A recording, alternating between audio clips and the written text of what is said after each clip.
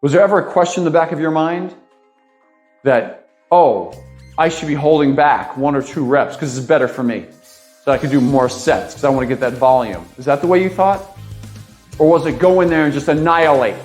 Go in there and just train as hard as you could. Pull the trigger, go off with everything you had. And even if you were doing a few sets, did you do that on each set? Hi, I'm John Hart. Welcome back to Mr. America Hart. Listen, today, I'm talking to you a little bit about training to failure. I really don't like that term, but I'm going to run with it because it is the most commonly used term in our world, scientific world as well, to describe training in a set of an exercise to the point where you cannot complete another full, complete repetition without an assist, or you just can't complete it and you put the weight down. So that's really what it is. Now, the question is this somewhat of a new concept? Because the perspective, I'm going to give you a shift in perspective depending on where you come from, okay? And what do I mean by that? Well, I'll give you my own brief background, and that is I stepped into a YMCA in Glen Cove, New York. That was the very first gym that I ever worked out at. It's still there to this day. I walked in there and I trained hard. There were powerlifters there. And I was there a brief time when I started working out using high intensity, heavy duty training. Mike Mentzer's routines, his original brochures that he did through mail order. And when I did that, the powerlifters, they loved the intensity I was putting out even as a teenager. And I would work out with my brother and the two of us would go at it. And I was there, as I said, a short time, and I moved on to a real bodybuilding gym, Olympic Health Club in Hicksville, New York. Shout out to Big Al and Big Jane, the owners of that gym. They're not there anymore, the gym, that is. But Big Al and Big Jane are still there. And when I went to work out there, I worked out, you've heard me tell the story, I worked out with my brother, Dr. Mike, Remy. Okay, he was my training partner, and we had a great time training there. Now, in training, what did we do? When we would work out, pretty much we were using high-intensity techniques at the time, even training with my boy Mike, without even knowing it. What do I mean by that? We did things like forced reps, even though I had the exposure to the Mike Mentzer high-intensity training prior to that. In training with Mike, I was not so dogmatic about always doing one set of anything.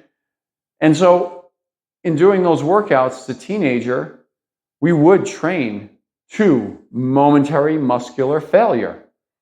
As a matter of fact, everybody we knew in the place trained hard to momentary muscular failure. It was known as a natural bodybuilding gym too, by the way. So we had competitors from local natural bodybuilding contests at the time. It's more popular on the East Coast of the United States than on the West Coast. So in New York, that was the case. And the cool part about it was, if you didn't train to momentary muscular failure, it was assumed that you weren't training hard. There's an answer for you right there.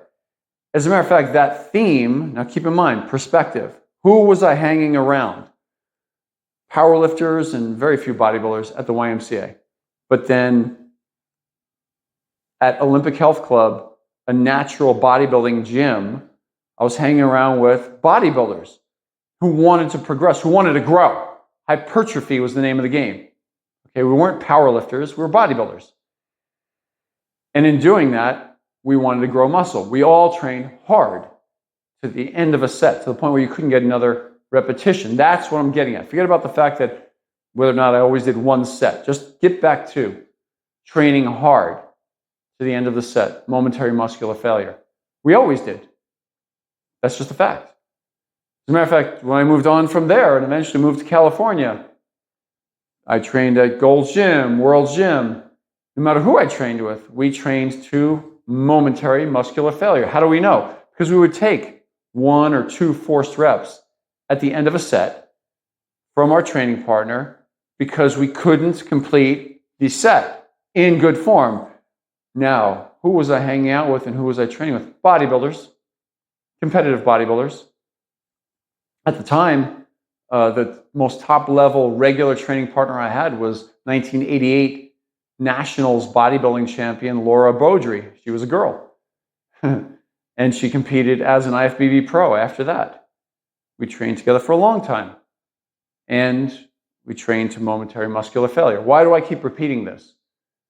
Because what's new here is this concept, to me at least, it started hitting me in the last few years through YouTube and through my comments section, that there's a lot of people who do multiple sets and do not train to momentary muscular failure.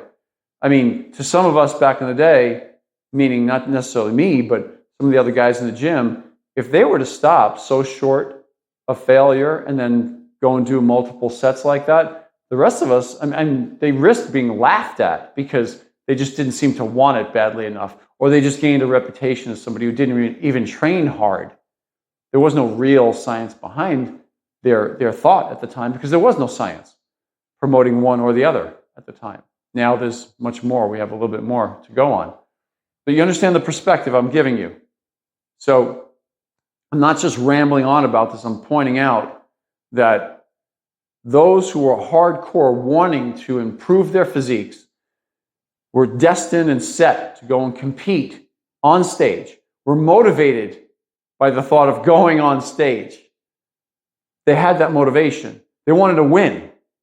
Those of us who wanted to just win bodybuilding titles, because that's all there was at the time, bodybuilding, men's and women's bodybuilding, up until, the 2000s, 2010s, there was no all these other categories that you see: classic bodybuilding, physique, women's figure, and bikini. There was none of that. So it was just bodybuilding.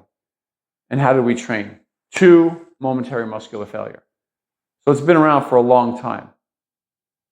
And I want to share with you perspective that I don't even comprehend nor understand, nor feel the need to defend anything that I've done as a trainer or even on myself as a bodybuilder and how I've trained. I'm clear about, yes, my bias. My bias is towards high-intensity training. There's no doubt about it. I've enjoyed it for almost the entire 40 years that I've been training. And within the scope of what I just said, the perspective, again, I don't feel the need to defend. I'm questioning everybody else and saying, well, when did this thing start of doing reps in reserve? That phrase, reps in reserve, was never, ever used. Ever. I never heard it before the last decade. Reps in reserve. That's something new. And so let's just ask the question. You know what I want to do? I want to direct this to all of my hardcore bodybuilders out there. You guys. I know there's a bunch of you guys who train hard to grow muscle for hypertrophy's sake. I'm going to direct this to you down in the comment section. Okay? You guys that are really hardcore. Hit me with your perspective on how you've trained for most of your entire careers, whether you were competing or not, bodybuilding or classic bodybuilding or men's physique, or women's bodybuilding, women's figure, and even into bikini. How did you train? Was there ever a question in the back of your mind that, oh, I should be holding back 1 or 2 reps because it's better for me, so I could do more sets because I want to get that volume? Is that the way you thought? Or was it go in there and just annihilate? Go in there and just train as hard as you could. Pull the trigger, go off with everything you had. And even if you were doing a few sets, did you do that on each set? Or did you hold back? It seems to me like it's a form of training that's being promoted by a lot of non-competitive, aggressive individuals. That's what I see. So, with regards to training, aggressive, okay? Oh, they're aggressive with arguing, but just, I don't know about the training. So that's my perspective. And listen, for those of you who are interested, this past weekend I came out with my first ever high-intensity training courses, high-intensity training with Mr. America Hart. That's me. I'm teaching, I'm training, I'm doing the whole thing in this course. And it's available to you right now. And especially in these first couple of days of the launch, I'm still holding out my special discount code for you. You can go to the link down below in the video description. I'm going to put it there for you. You can go ahead and find the landing page for my courses. And there's a special offer on that, okay, with the full package. The full package involves all of my books as well. You can download my books and take a 20% discount off of everything by using the discount code you'll find right down there in the video description of this video. So please, 2 things before you go. Hit the comment section if you are an experienced bodybuilder or fitness athlete of any type, male or female, and you have some examples you want to share or some recollections you want to share of how you've trained all these past years, decades. Did you train to momentary muscular failure for the majority of your training? Or did you hold back and leave some reps in reserve because you had more sets to do or you were planning on doing a higher volume? Was it either or did that option of doing reps in reserve and doing even more volume, did that just not exist in your mind? Or was it a combination of both? Please share. I can't wait to see the comments in the comment section. And then secondly, you want to go ahead and find my courses, High Intensity Training with Mr. America Heart. Just go down below right there in the video description of this video and find the link to the landing page. And this special discount code is only good for the first 100 of you who use the code. It stops working when we hit number 101. So if it's not working for you on the full package that I'm offering you, the full package is the courses plus the 3 books. If you see that the code is not working, that means it's done. We've passed 100. And you can just go ahead and take advantage of the other discount that I offered to you on the landing page. You'll see it there. All right. Hope to see you soon. From my heart to you, John Hart. Oh, before you leave, off to my left.